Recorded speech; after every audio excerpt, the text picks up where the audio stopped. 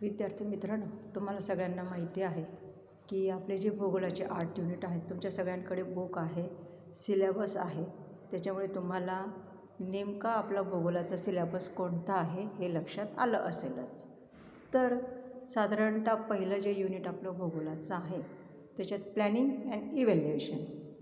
आता प्लॅनिंग म्हटल्यानंतर जे आपण वर्गामध्ये पाठ घेतो ते पाठाचं नियोजन कसं असतं, घटकांचं कसं असतं आणि वर्षाचं कसं असतं, याच्याशी संबंधित असणारी जी काही बाब आहे ती काय आहे, प्लॅनिंगशी संबंधित असणारे आहे. आलं तुमच्या लक्षात? तर या पहिल्या युनिटचा पहिला भाग आहे की concept, need and importance of teaching geography, की भूगोलाची जी संकल्पना आहे त्याची गरज काय आहे. तुम्हाला आता भूगोल कोणाला म्हणायचं तुम्हाला माहिती आहे की साधारणतः पृथ्वीचं वर्णन आणि या पृथ्वीवर ज्या काही सगळ्या नैसर्गिक गोष्टी आहेत त्याचा अभ्यास ज्याच्यात केला जातो त्याला काय म्हणत असतो आपण, भूगोल असं म्हणत असतो. तर भूगोलाच्या ज्या काही 7 संकल्पना आहेत, पृथ्वीचे वर्णन म्हणजे भूगोल, वाटपाचे शास्त्र म्हणजे भूगोल, कार्यकारण संबंधांचा अभ्यास म्हणजे भूगोल, त्याच्यानंतर भूगोल आणि पर्यावरण यांचा परस्पर संबंधांचा अभ्यास म्हणजे भूगोल आहे, त्याच्यानंतर अवकाशाचा अभ्यास म्हणजे भूगोल आहे.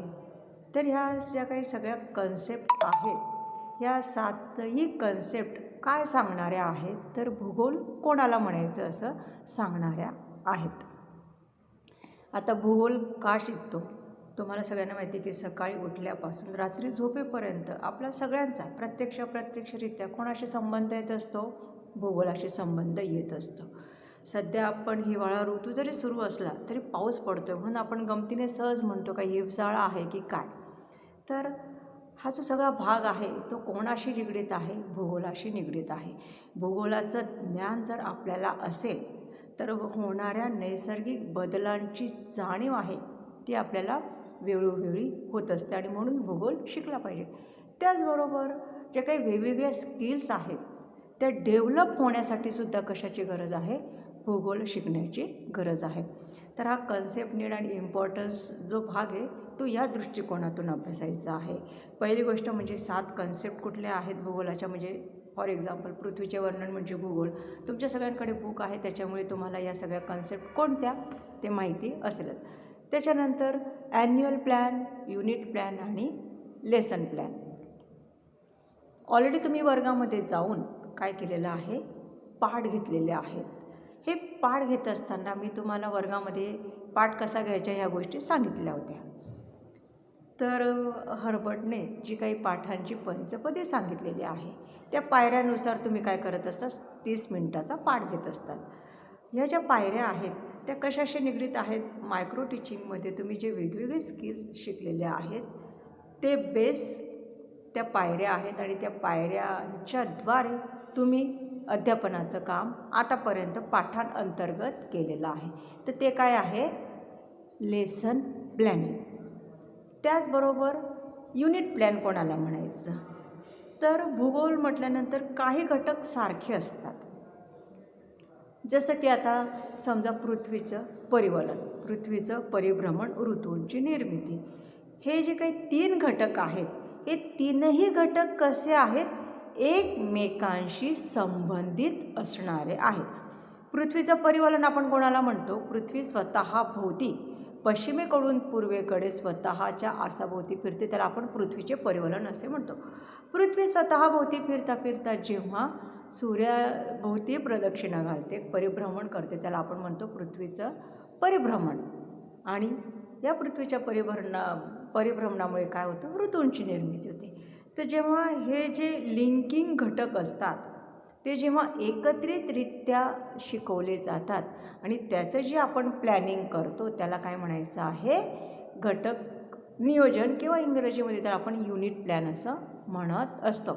या संदर्भातलं जे प्रॅक्टिकल आहे तुम्ही मागच्या वर्षी ऑलरेडी करून चुकलेले आहात, त्याच्यामुळे तुम्हाला घटक नियोजन म्हणजे काय ते लक्षात आलं असेलच की सारखे घटक घेऊन अध्यापन करणं म्हणजे काय आहे, घटक नियोजन. मग वार्षिक प्लॅन, तर इयत्ता 5वीचं भूगोलाचं पुस्तक, इयत्ता 6वीचं भूगोलाचं पुस्तक, हे काय आहेत, टेक्स्ट बुक आहेत त्या विषयाचे. मग इयत्ता 6वीचं भूगोल म्हटल्यानंतर वर्षभराच्या कालावधीमध्ये जे काही शिकवायचे लेसन्स आहेत त्याच्या संदर्भातलं जे नियोजन केलं जातं त्याला काय म्हणत असतो आपण? वार्षिक नियोजन असं म्हणत असतो. मग हे नियोजन करत असताना आपल्याला ज्या काही सुट्ट्या येतात, सणाच्या अनुकूल काही सुट्ट्या असतात, काही राष्ट्रीय सणाला अनुकूल काही सुट्ट्या असतात अशा, आणि व्यक्ती काही कामानिमित्त बाहेर जाते म्हणून रजा टाकून जेव्हा सुट्ट्या होतात त्यावेळेस सुट्ट्या धरून 2 सत्रामध्ये, म्हणजे दिवाळीच्या आधी आणि दिवाळीनंतर अशा 2 सत्रामध्ये आपल्याला जे काही शिकवायचं आहे त्याचं जे नियोजन केलं जातं त्याला काय म्हणत असतात? वार्षिक नियोजन. तर प्रत्येक शाळेच्या शिक्षकाला प्रत्येक विषयाचं वार्षिक नियोजन हे करावं लागत असतं. मग तुम्ही म्हणाल की तसं का केलं पाहिजे? तर आपल्याला जे काही शिकवायचं आहे त्याच्यासाठी निश्चित अशी स्ट्रॅटेजी असणं आवश्यक आहे, म्हणून ह्या सगळ्या गोष्टी करणं आवश्यक आहे. त्याच्यानंतरचं construction of unit test and unit blueprint.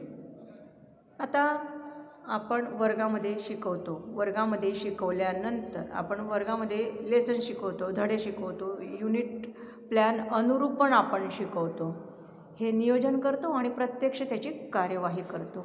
ही कार्यवाही झाल्यानंतर जे काही आपण विद्यार्थ्यांना ज्ञान दिलं टेक्स्टबुकमार्फत त्या विषयाचं, तर हे विद्यार्थ्यांना कितपत समजलं म्हणून आपण काय करत असतो? वर्गामध्ये मूल्यमापनाद्वारे प्रश्न तर विचारतच असतो, पण महिनाभरा झाला की आपण काय घेत असतो, किंवा आठवड्याभराने काय घेत असतो? आपण टेस्ट घेत असतो.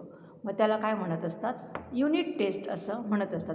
मग युनिट टेस्ट तयार करत असताना आपण जे काही प्रश्न असतात ते वेगवेगळ्या प्रकारचा प्रश्नांचा समावेश करून आपण काय करत असतो? प्रश्नपत्रिका तयार करत असतो. मग ही प्रश्नपत्रिका तयार करत असताना त्याच्यामध्ये रिकाम्या जागा असतात, जोड्या लावा असतात, थोडक्यात प्रश्नांची उत्तरं द्या असं असतात, त्याच्यानंतर निबंधात्मक प्रश्नांची उत्तरं द्या असं असतात, चूक की बरोबर असतात. तर हे जे काय आहेत हे सगळे प्रश्नांचे प्रकार, विचार आणि शिकवलेलं युनिट विचारात घेऊन आपण जेव्हा जी प्रश्नपत्रिका तयार करतो आठवड्याची किंवा महिन्याची, ती काय असते? युनिट टेस्ट असते. पण हे युनिट टेस्ट तयार करण्यापूर्वी आपण घटक विचारात घेतो, वेगवेगळे प्रश्न प्रकार विचारात घेतो आणि शिकवण्याच्या आधी आपण वेगवेगळी उद्दिष्ट मांडत असतो. तुम्हाला सगळ्यांना उद्दिष्ट माहिती आहेत, ज्ञान, आकलन, उपयोजन, कौशल्य, ही सगळी काय आहेत? उद्दिष्ट आहेत. तर ही सगळी उद्दिष्ट आपण विचारात घेतो, प्रश्न प्रकार विचारात घेतो, कोणत्या घटकावर किती प्रश्न विचारायचे आहेत, कोणते घटक आपण शिकवलेले आहेत, हा सगळ्या गोष्टींचा विचार करून आपण ती प्रश्नपत्रिका तयार करत असतो. तर ही प्रश्नपत्रिका तयार करत असताना आपण जी 3 कोष्टकं तयार करतो, प्रश्न प्रकारानुसार, त्याच्यानंतर उद्दिष्टानुसार आणि घटकानुसार, तर या तिन्ही कोष्टकांचं एकत्रीकरण करून जी आपण प्रश्नपत्रिकेचा ढाचा तयार करतो त्याला काय म्हणत असतात? ब्ल्यूप्रिंट असं म्हणत असतात. त्याला मराठीमध्ये आपण काय म्हणत असतो? संविधान तक्ता. संविधान तक्ता म्हणजे काय आहे? मग प्रश्नपत्रिका तयार करण्यापूर्वी जेव्हा आपण घटकानुसार, प्रश्न प्रकारानुसार आणि उद्दिष्टानुसार जे नियोजन करतो त्याला म्हणायचं असतं संविधान तक्ता होय. मग तुमच्या लक्षात आलं या युनिट 1मधला construction of unit test and blueprint म्हणजे काय. त्याच्यानंतरचं आहे डेव्हलपमेंट ऑफ क्वेश्चन बँक, प्रश्नपेढीचा विकास. आपल्याला वेगवेगळ्या परीक्षांअंतर्गत वेगवेगळ्या प्रकारचे प्रश्न तयार करून प्रश्नपत्रिका काढत असतो. युनिट टेस्टच्या प्रश्नपत्रिकेचं स्वरूप वेगळं असतं, 6 माहीच्या प्रश्नपत्रिकेचं स्वरूप वेगळं असतं आणि वार्षिक परीक्षेच्या प्रश्नपत्रिकेचं स्वरूप कसं असतं? वेगळं असतं. म्हणजे आपल्याला वर्षभराच्या कालावधीमध्ये वेगवेगळ्या विषयांच्या संदर्भातले काय करावे लागत असतात, प्रश्नपत्रिका काढाव्या लागत असतात. तर प्रश्नपेढी हा भाग काय आहे, तर अनेक प्रश्नपत्रिकेचा ज्या काही जो संच असतो तो तयार करून ठेवलेला असतो आणि मग आपल्याला जेव्हा ज्या प्रकारच्या प्रश्नपत्रिकेची आवश्यकता आहे, ज्या प्रकारचे प्रश्न आपल्याला आवश्यक आहे, आपण ते काढतो आणि त्या प्रश्नपेढीमधून प्रश्न घेऊन आपण प्रश्नपत्रिका तयार करतो. ते काय आहे, डेव्हलपमेंट ऑफ क्वेश्चन बँक. प्रश्नपेढी प्रश्नपत्रिकेंचे जे संच आणि वेगवेगळ्या प्रकारचे प्रश्न याला काय म्हणत असतो आपण, क्वेश्चन बँक. जशी पैशाची बँक तशी प्रश्नांची bank, that's called question bank. आलं तुमच्या लक्षामध्ये. त्याच्यानंतरचं टाईप्स ऑफ एक्झामिनेशन. मग रिटन, ओरल अँड प्रॅक्टिकल. प्रश्नाचे किती प्रकार आहेत, म्हणजे लेखी परीक्षा, तोंडी परीक्षा आणि प्रात्यक्षिक परीक्षा. तर हे जे 3 प्रकार आहेत त्या 3 प्रकाराच्या संदर्भातली विस्तृत माहिती आपण पुढच्या तासाला बघणार आहोत. आज आपण इथेच थांबणार आहोत. धन्यवाद.